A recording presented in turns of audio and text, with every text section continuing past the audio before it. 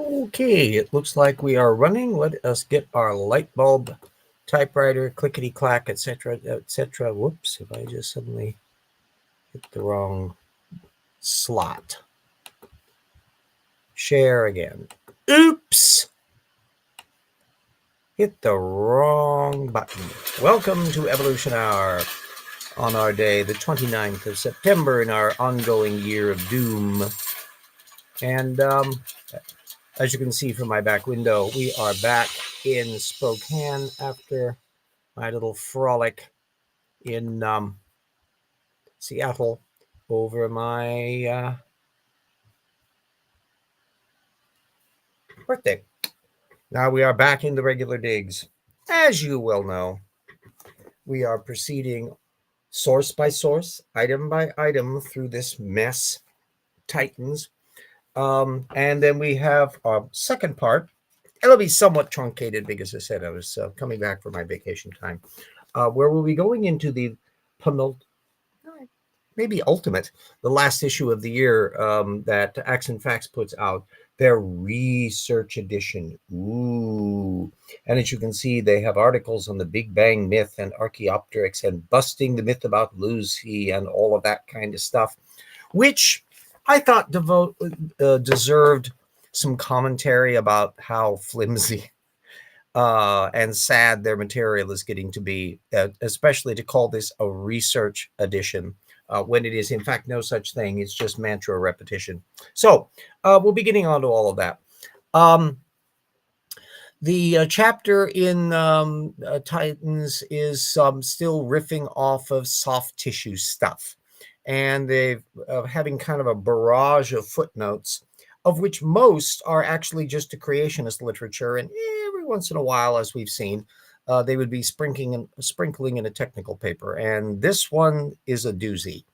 A 2020 paper from Bailu et al., of which one of the co-authors is Mary Schweitzer, so that's of relevance. And it's on DNA fragments found in a well-preserved dinosaur. The reason why this one's fun, and we'll be putting the link to the whole paper up for everyone to proceed with, is that a whole slew of creationists have misrepresented this paper. The description in Sarfati and Tay is particularly coy. They're saying the researchers were even able to observe dinosaur DNA in its condensed chromosomal form, suggesting that the nuclear material was largely intact. Nope, it said no such thing. Again, they were looking at little teeny fragmentary bits and pieces left over that got well preserved. But nonetheless, no. Their implication is that the whole structure is intact. No. It's a pathetic misrepresentation. And in fact, very few papers in recent years, I think Alan Tofts and others, would be qualifying as having been misrepresented so consistently and so extensively by so many creationists over the years. So this one is a really fun one, and because it's 2020, it's relatively recent. That's a pile up of people who were pouncing on it. We're going to be discussing it in considerable detail in Rocks for Their Volume 2, in our extensive analysis of the whole soft tissue issue, and we'll be listing off all of the various people who have been hyping this material up inaccurately. And of course, Sarfati and Tay's book get added to the mix. You can look up the paper again. There'll be a link to it when we're done. I've got the links in for last week's show. I just put that in before we got on the air because I can't get around to that until I get back into Spokane, and then we have my brain wind down from all the tumult and start unpacking crap and doing all the little fun things that's going on. So it's, I think, a really useful one because, of course, it's a perfectly fine paper. It's the Balliol paper. Perfectly fine analysis of the little teeny snippets of things that can be preserved in bits and pieces and remnants in organisms, even though the original organism died a long, long time ago.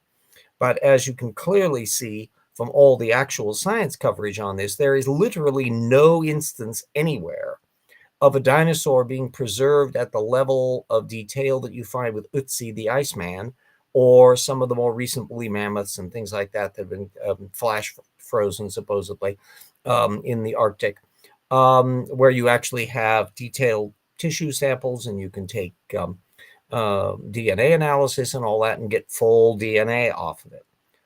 No instance anywhere of not just dinosaurs, but any critter that lived as far long ago as dinosaurs. No example of anything preserved at that level. And you would think something could get preserved at that level if there had been a global flood and the stuff is being preserved only a few thousand years ago, which, by the way, is younger than Ötzi the Iceman. The absence of that and the fact that they have to hype this material up, Joel Duff has a whole ongoing series of the hemoglobin challenge where he keeps track of creationists who are hyping up the idea that there's blood or intact blood cells or some such thing, intact blood vessels. There's a whole bunch of little terminology that gets topped up that none of these papers found any of that. And yet you get varying levels of this misrepresentation. Some of them are probably operating at the surface level lying part. Brian Thomas and these other people can't possibly not know what the content is. They cited the bloody papers long enough. But then you get the secondary hangers-on farther downstream where they may very well accept the premises that are being presented in the apologetics of Brian Thomas or Sarfati and the like, and not look into it any further. But that's the advantage of having the bloody paper. Everybody can get to look at it themselves. So what the hell is this stupid research edition?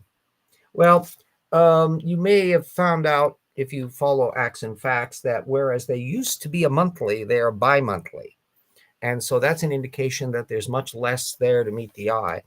They're not a ridiculously thick booklet. They typically run, well, the last main page is page 23 on these things. So it's not a huge amount of material.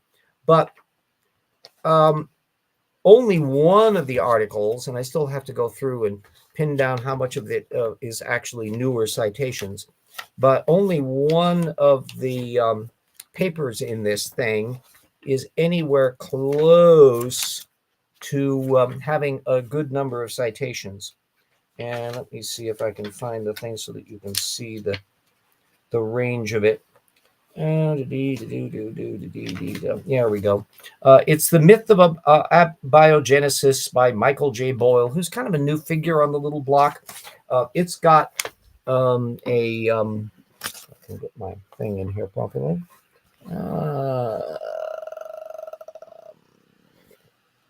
Yeah, there's the other page there. The reference notes. And this will be available on their website. You can scurfing them up. But that's the longest stretch of footnotes in any of the articles that are in here. And when you look at something like the Big Bang myth from our little pal Hebert, yes, there we go, the Jake Hebert, that consists of a single page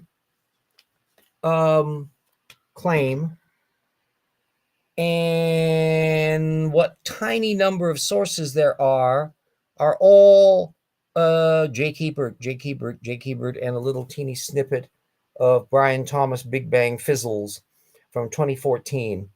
That's it? Holy smokes. This is not research article. This is mantra repetition. And every single one of these things are just following into that line. There's absolutely nothing in there that would be constituting new or rigorous material. Let's see whether or not the natural selection, even that one's short. That's Jeffrey Tompkins. Blind fish. Yes, that actually was the longest. Boyle again, blind cave fish unmask the convergent evolution myth. And that's the one I'll be kind of most intrigued to plow through the source material on. It's a whole column of references. And it'll be fun because I didn't have a chance to do this before I went on vacation. But the far column there are their source references. So it's the longest of the bunch. But how much of that's actually new material, I don't know. I haven't looked at it that closely to find out. There's stuff from 2010. There's a little bit from 2022. So he's clearly riffing off of some recent material, but how much of it, because I keep track of the sources that are discussed by creationists at source level, I'll be able to see whether any of these things have been already popping up in the literature previously, or is he actually trying to trawl fresh turf? Convergent evolution is a little hobby horse that's kind of a specialized one. You find Cornelius Hunter over into the intelligent design land can't stand convergent evolution either, which all it simply is the idea that some elements that may have superficial similarities to one another, or even some of the same proteins, venom, in spiders, there's a variety of things where there's convergence going on, but it's not because it's all been inherited from a single ancestor, but because over time you have it end up, and by the way, this is my obligatory iced tea. I got to make up some fresh batch. That and it really is iced tea. That in a convergent line that similar things, selection pressures or propensity of molecules to do certain things end up being used, but typically by these two lineages that are not simply inheriting a common ancestor original system. But in virtually every case that you can look at of convergence of that type, when you look at the nuts and bolts details, you can see lots of different things. In some cases, a different pathway may be arriving at a similar molecule, things like that. So it's a bit of a stress point to try to make an argument on that. It's sort of an irrelevant sidebar because given the enormous range of macroevolution, or at the very least speciation, that's kind of built into modern flood geology because of the need to have extant organisms come about in only a few thousand years, and a huge amount of range from the created types in the 1,000 years or so betwixt the creation and the flood, that they would functionally have to be having convergence as well in lineages if they really started to think about it. So it's a dead letter element. The Archaeopteryx thing is the same retreads. Lucy, well, that will definitely be a citation in the new book because we will be keeping very good track of all the different people that have been riffing off of evolution material, which is a tough row to hold because there have been so many magnificent papers. Erica Gutsick-Gibbon has kept track of that. She was just discussing very recently some of the new Australopithecines that have been found that suggest that there are 3, maybe even 4 species that are living pretty much in the same area, which is suggesting very interesting niche partitioning was going on back then. And back 2.8, 3 billion years ago. Plus, there's been new ones on the Cubiphora tough material dating TUFF. And others. So there's been an awful lot of recent material, plus the new papers clarifying or stirring the pot on the Denisovans and some of these more detailed fossils that they've been able to find in China that's connecting up dots there. So it's an exciting field to be in. And the best you can say is the creationists are going to be following along way behind, smashing at things they can't account for. And trying to keep things on the same mantras where they really are kind of stuck in 1970s Dwayne Gish mode when it comes to human evolution. There's not much innovative material in that area. And of course, it all boils down ultimately to the fact that they can never honestly explain why all the data is the way it is, and operating from the genetics all the way up to the paleontology material. So that's a neat thing. I just was watching earlier today a video that Dan Stern Cardinale did just recently on long story short, who's this bumptious and clever little animation things, but basically repeating mantras of the Discovery Institute. And this one was on the genetic bacterial evolution issue of mutation origins and the like. and as kind of a surrogate to try to dispose of macroevolution. Be fun to see if, long story short, ever takes up the reptile mammal transition and stuff like that, because there's not a lot of apologetics available for them within the Discovery Institute orbit. Remember, I wrote a book on it, Evolution Slam Dunk, of which I've seen no indication that any of that gang has progressed anywhere since. Steve Meyer was fiddling with it back in the 2008 period, and Dembski and Wells, when they did their book contemporaneously to that, it was just retreading stuff from Pandas and People pretty superficially. And other than just a stray posting from Luskin referring generically to that kind of stuff, they haven't really dove into it in any degree whatsoever. Meanwhile, the fossils have continued to move on. Now that they've lost Gunter Beckley as their resident paleontologist, that it's a tougher thing maybe for them to be tackling a lot of these areas. Luskin was the closest to get into this, and he's still operating at a prolific level. My reference field has like 14%-ish of the entire intelligent design literature, just Casey Luskin. And so the little fellow has been prolific, but not necessarily productive in any intellectual sense. So anyway, we should probably put our little advert up for our little rocks book. Boop, beep, beep, beep. And once we get our second volume done, we will certainly hope that a very nice little intro, and we'll also be able to do some chit chat in videos, apprising them. Okay, come on, babies. And yes, there we got our little thing here. And then we will also put up our window for our thanking every Patreon that we have who has been sticking with us.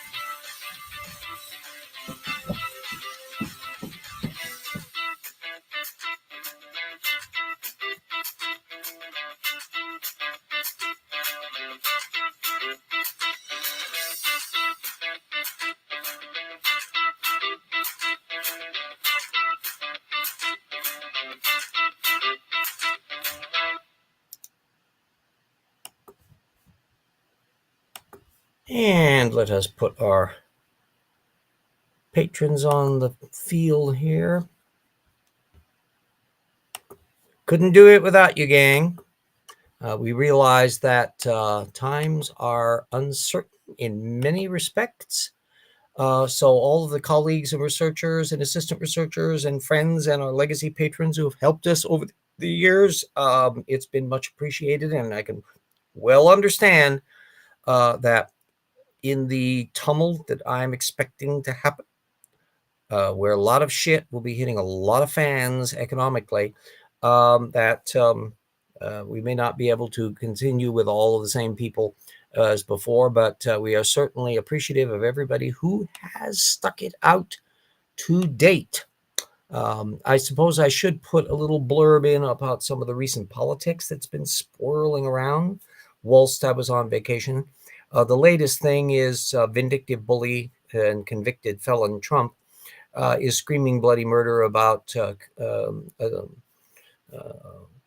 indictments for now former FBI Director Comey. And of course, there's also one dangling around with John Bolton, both who have now been seen as the critics of the current administration, even though both of them were actually from Trump 1.0. I don't think those indictments, other than just as a threat and punitive, I suspect they're not going to go other than just costing a lot of lawyer fees back and forth.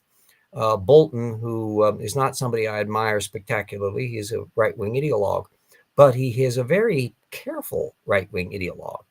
And I think he would be chomping at the bit to have a presentation in court where he can defend the fact that he has not been having any secrets or anything that he wasn't entitled to have.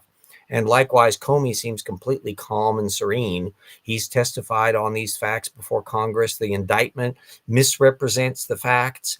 And this is all boiling down to the fact that they don't exactly have the A team in the Trump Justice Department. These are all political hacks and lower echelon lawyers who are just completely out of their depth. This is like the Peter Principle administration, worse than the first administration, where there were some people who were semi-qualified, but they've been gutting the qualified people, firing staff right and left, and not really refilling them, although they may try to refill them. In a lot of ways, they've sped up the process of being able to fill some of these little recess appointments and the like. But it's with what? Staffers from Fox News and the like. This is just crazy train. So yes, they can put an indictment up, and they might even temporarily persuade a grand jury to look into it. But can they actually get a conviction? I am not thinking that's very likely. So this may be one of the most ineffectual administrations in that area. Meanwhile, there might actually be legitimate crimes to be looked into that they won't be dealing with. And sure as hell, criminality from people in the Trump administration, they will be looking the other way constantly. Holman, with his little picking up a bag of $50,000, which the Biden Justice Department had been looking into and was apparently planning on indicting, that all gone away as soon as Trump became president. And of course, he's the guy in charge of ICE. So this is just a mess. Is any of it surprising to me? No. Is it appalling and disgusting and revolting and anti-American and crypto-fascist and blah, blah, blah? Fill in the blanks. Oh, sure as hell, yes. But none of it's surprising. This is what a completely guardrail-less Trump administration with all of their little enablers running amok, like Vought and Project 2025, to get there, and gerrymandering at state levels to try to maintain their majority, slim majority, no matter what the elections do. Not surprising at all. Greetings, sentient beings and rocks. Yes, hi, Purple. I'm just doing a little slight diatribe on our current political conditions and the, in some respects, chilling and in other respects, hilariously stupid indictments that are being put forward against John Bolton and Comey, former FBI director, because the sheer vindictiveness of it.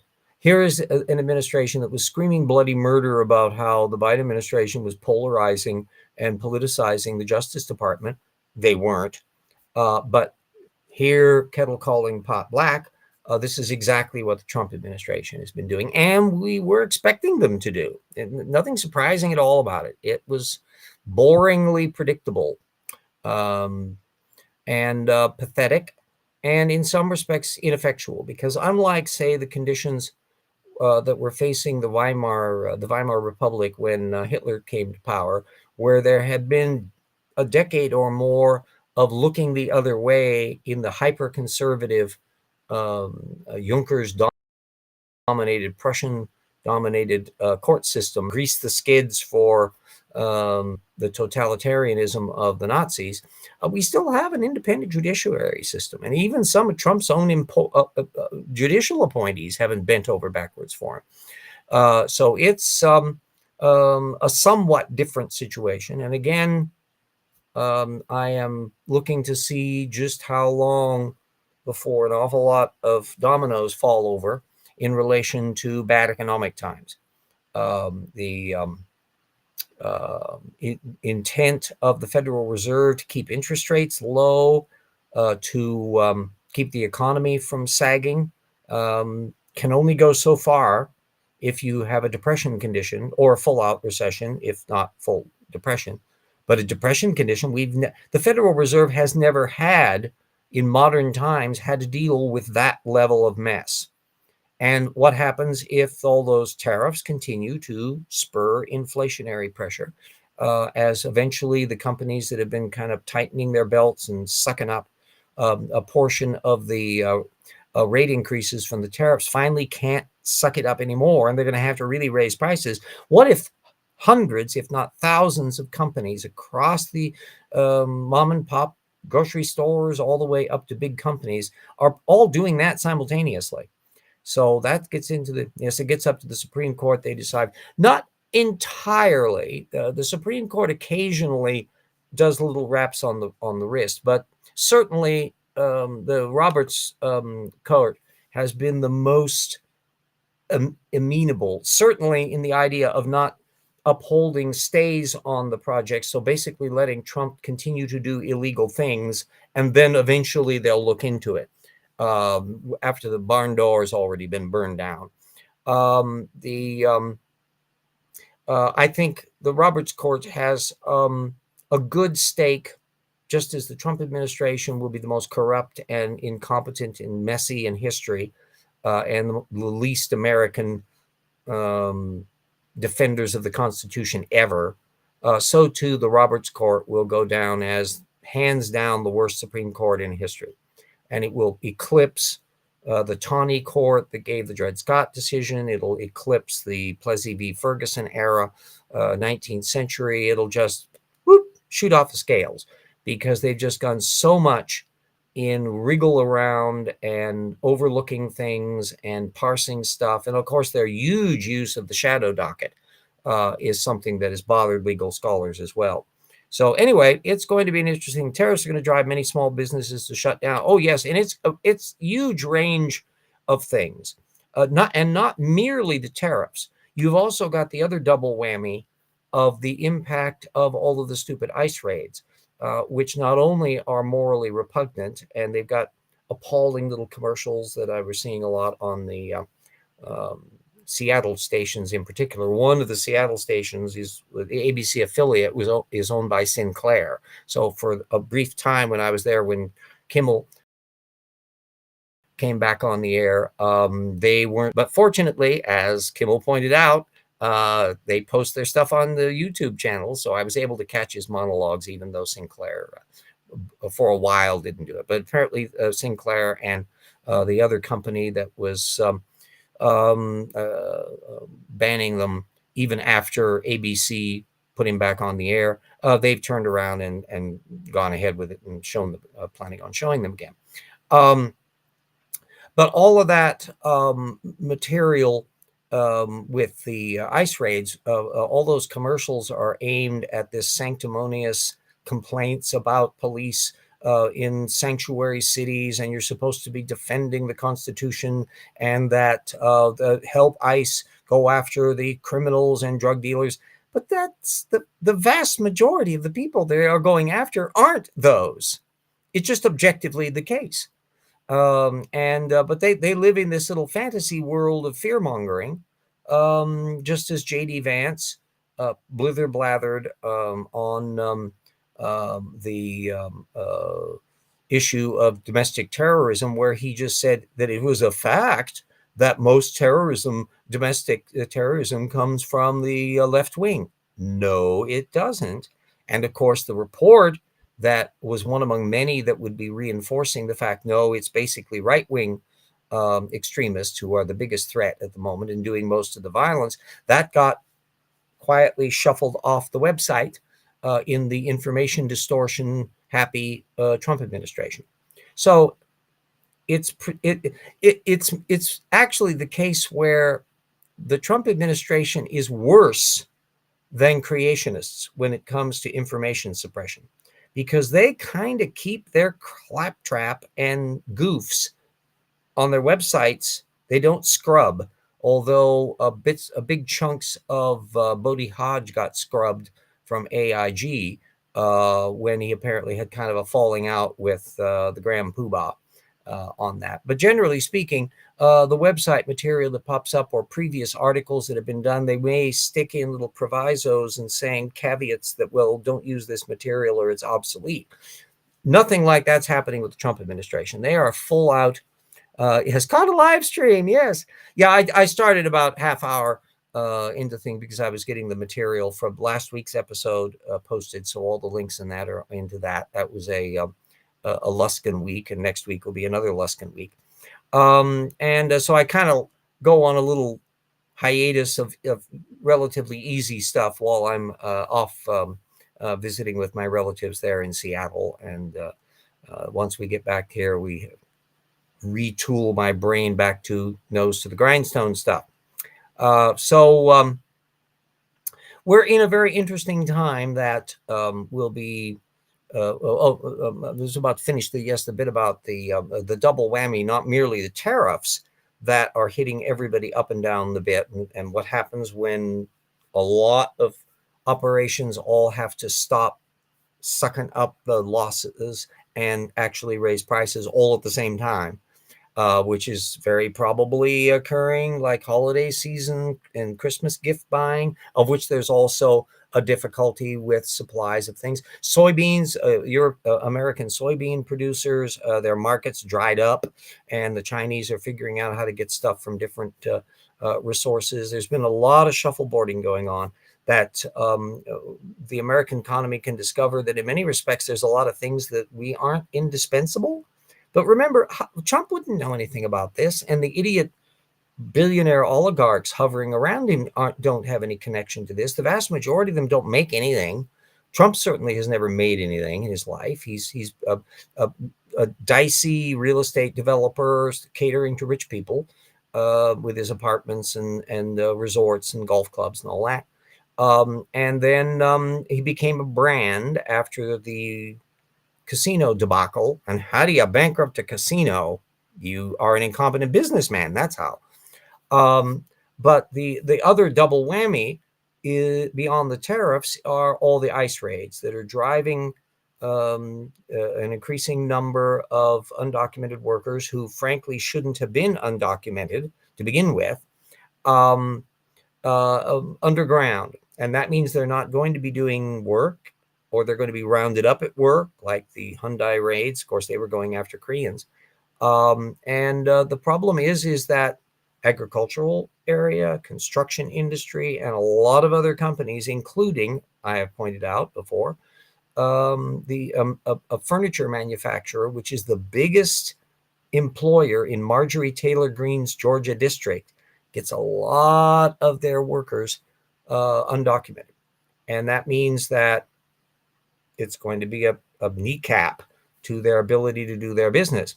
And all of that happening at once, plus the systemic difficulties that have been hovering in the background of income inequality, expensive healthcare, expensive and unaffordable housing, which has been a long-term difficulty that would require, frankly, systemic retooling of how we handle these things. And that ain't going to happen under Republican administrations or under the average Democratic administration, because they don't have the votes to be able to swing some of these things through, because individual senators and representatives can just stonewall it to the point where nothing gets done.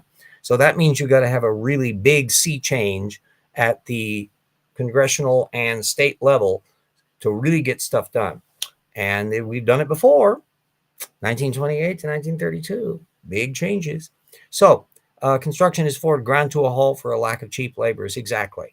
And so a lot of products and material that coffee prices will be going up because of the tariffs on Brazil, which were not even economically based. They were entirely punitive. We have an actual trade surplus with Brazil. So it was insanely stupid to try to put tariffs on Brazil. But the reason is because they were going after their dictator over there, Bolsonaro, I think, who had tried to do a coup in a Trumpian manner. And unlike the United States, where we reelect our coup people, Trump is trying to aid his ally in the baby dictator department and punish people trying to hold people accountable for things. Duh. We knew this was going to happen. So it's a worrisome time, also an exciting and interesting time for economic analysis, for political analysis. We need to have a major retool in how media handles stuff, as I am constantly harping on. Source methods, source methods, source methods.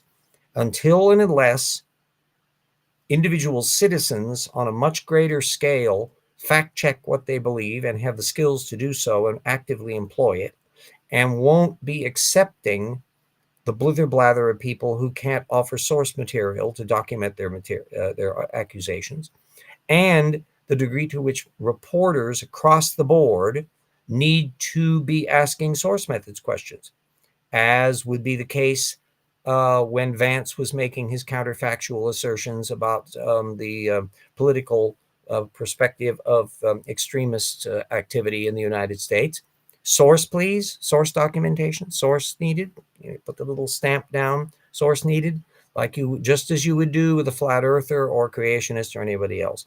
Ancient Chinese curse, may you live in interesting times. Indeed, that's one of those deliciously apocryphal things that we like to attribute to the Chinese.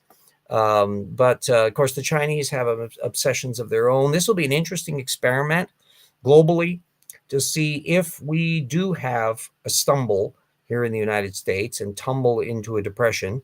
And I do hope an awful lot of Trumpistas and smug right-wing influencers have put their money heavily in the stock market and maybe a lot into crypto, so that it goes poof on a scale that they cannot imagine. I mean, a trillion or more dollars just went zip overnight back in the 2008 meltdown. That would be small potatoes if we go through a 29-30 level full out depression. And there's all the conditions are operational for it. The average family, 40% of people don't have enough money to handle a big expense like $1,000. That everybody's just skating on thin ice, and all you need is the ice to start breaking in a few selective spots. Now, for a while, the billionaires will continue to do well. They're actually buoying up an awful lot of the buying that's been going on to keep the economy up, because they've been doing gangbusters. Thank you very much. Those idiot Republican help the rich first tax cuts, that the vast majority of it go to the people at the top, and they have been happy as clams. They're doing it quite nicely. Thank you. It's only to the point where you reach the stage where an awful lot of rich people are finding things are not going well, and that their individual companies or stock portfolios are just disintegrating. Then maybe they'll start thinking just in a craven way about rethinking their philosophy. So, yeah, Bitcoin and all of these cryptocurrency things, and of course, Trump's cryptocurrency, my understanding, and again, we're very vague about how much stuff in particular, but it sounds like Trump has made a bunch of billions of dollars on paper or in whatever the hell you want to call it, in the crypto market. And that stuff could go poof overnight, which would be very interesting. Plus the fact that and AI are both colossal energy hogs, to the point where if it's a choice in a rural state between maintaining the electric grid so the hospital stays lit and the communities stay lit versus the energy hog AI behemoth or Bitcoin crypto mine device can stay up, maybe there will be some little anarchist people, guys get hopping in their little pickup trucks and going over and unplugging the AI power plant. Such interesting things might happen, just as we had the bonus army in 1930 from the leftover some veteran payments from World War I. There's all sorts of stuff that will be counterparts of that. But I'll be intrigued to see how the rest of the world reacts. The European Union is a very different operation than the independent, tariffy protected states of the 1930s.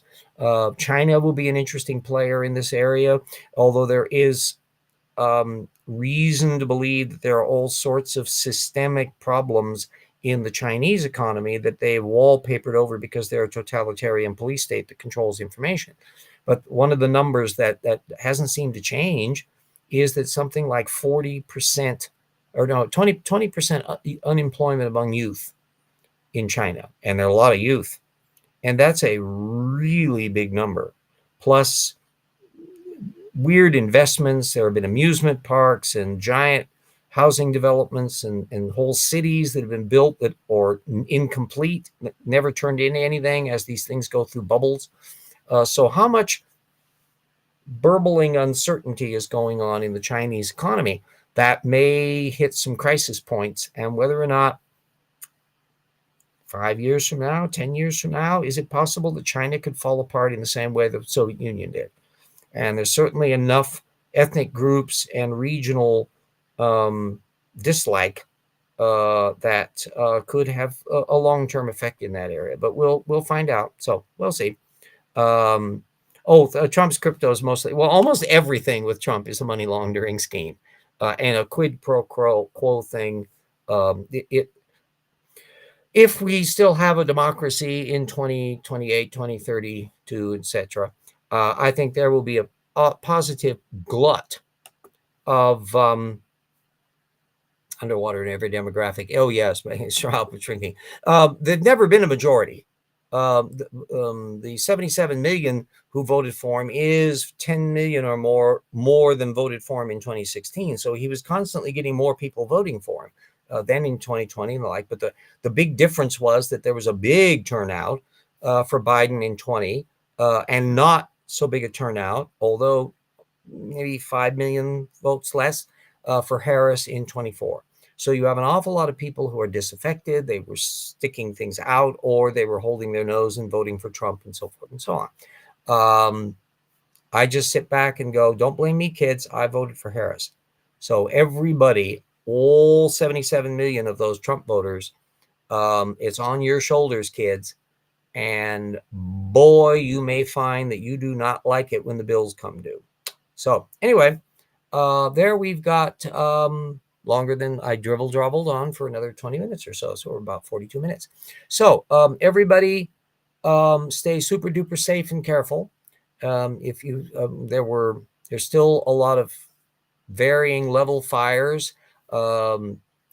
Seattle air was relatively clear, but drive over the pass and most of western or eastern Washington had a smoky flavor to it from these various fires that are flipping up all over the place, and the ones in California and elsewhere. And then you've got flooding and potential tidal surges and storm systems now that we're entering full hurricane season. Even if storms aren't more intense, they can be slower. That's one of the most serious things about these new style storms is they just don't move very fast. And so they dump the same amount of water total, but all in a localized area that the drainage system simply can't handle it. And you end up with these catastrophic floodings. That's what's happened over and over again now. And of course, our little heat waves and weird stuff. So the temperatures can just yo-yo up and down. Things can be all over the place. We're still in a La Nina cycle, I think, on that. And those El Nino, La Nina things are becoming more intense and more frequent as clicking back and forth and back and forth and back and forth. Whether or not there's any higher level of climate impact as we keep ratcheting the temperatures up. Well, if things get really murky and Florida starts going underwater faster, send the bills to J.D. Vance and Donald Trump and Vought and all these others. Don't blame me. I don't have to pay for it. We voted for Harris. So anyway, everybody stay super duper safe. Watch out for the wooden penguins.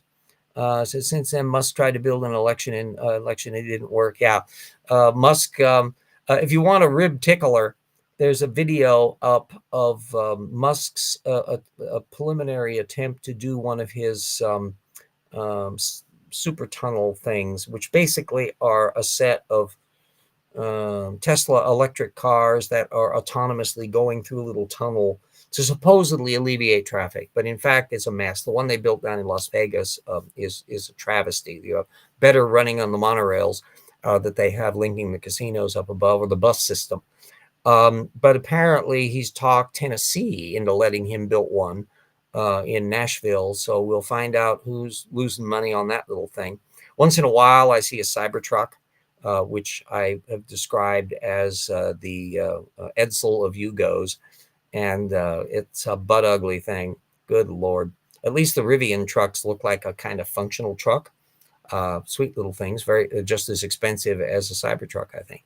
But much nicer things with little vertical headlights and all that kind of stuff. Anyway, we live in very interesting times, and so long as you can get into the metaphorical lifeboat while the Trump-tanic goes down, then we'll try to muddle our way through until happy days are here again in a new progressive era where so many reforms that should have been done over the last 30 or 40 years haven't, and nothing like getting hit in the head with a 2x4 of a depression to get your attention and see the need for these changes. And I will continue to comment on these things as needed. So everybody stay safe. We will see all you kids again next week with another charming episode and another lesson.